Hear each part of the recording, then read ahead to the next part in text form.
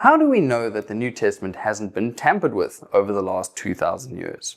Well, this is quite a common question or objection, and it pretty much goes like this. There was the Bible in its original form, or the documents thereof, that were then copied and copied and copied and copied by kings and by people wanting to get power, and they just sort of changed it to say what they wanted it to say, to get money and following and power and really oppress people and just make it whatever they want it to be. Interesting claim. My first response would just be to say, well, what do you mean that it's been tampered with? What are those tamperings that you're speaking about? And second, well, why do you think that? What is the evidence that you have for that kind of objection or claim? But if it is framed as a question, as maybe it is, then let's be generous. And I think that there are actually very good reasons to think that the Bible that we have today in its modern English translations and other languages is actually trustworthy. Why is it that I think that? Well, 3 reasons.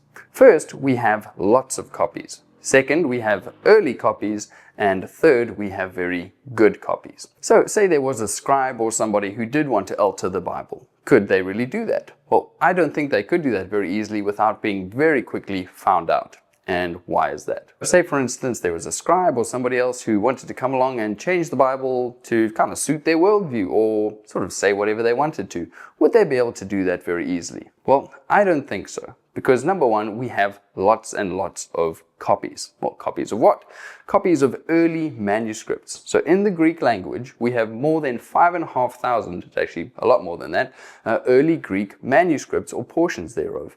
And so what that means is that we can actually take these manuscripts that were circulating around the region all those many years ago, lay them out next to each other and compare them. And so, well, that's a step in the right direction. These copies also describe events that happened very, very early on. So the original manuscripts or the original documents were written in the 1st century. And some would say, depending who you ask, some of the manuscripts we even have today are dated within the 1st century. So very close to the time of the events that they're describing, the life, death, miracles, and resurrection of Jesus Christ. The copies are also very, very early, dating into the 2nd century and into the 3rd century, which means that we have a wonderful early chain that links right back to the events that they describe. Third, we also have good copies. So the question is, when you take these many, many copies, just the Greek ones, those more than 5,500, and we know that they describe early events and them themselves were written quite early on, do they actually say the same thing, or are they just completely riddled with errors? Well, they are actually really, really good. More than 95% accurate, a lot more than 95%. That again is just a really conservative number. But when you lay them out next to each other and you compare what they say, they are really, really accurate. They describe things in the same way.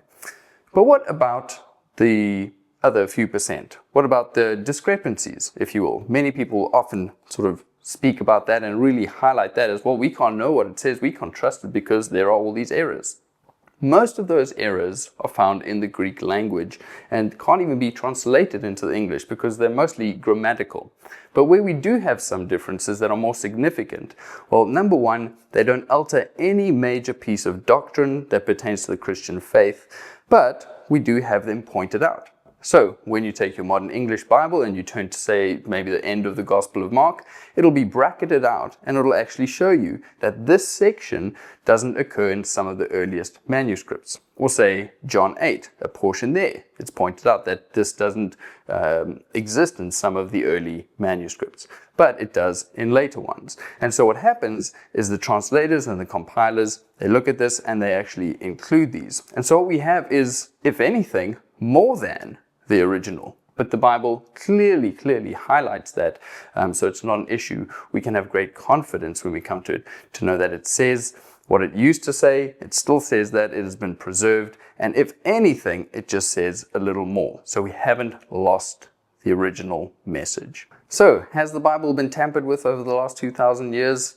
Well, many have tried, I think, but quickly been found out.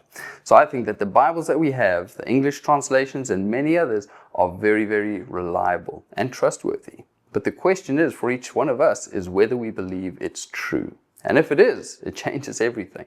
And so my exhortation or my encouragement to you would be, hey, pick up a Bible if you've never read one before. Flip it open to one of the Gospels, Matthew, Mark, Luke, or John, and read about who Jesus is. Read about his life his death and his resurrection, and what that actually means for us today. And as you do that, pray to God and ask him to reveal himself to you.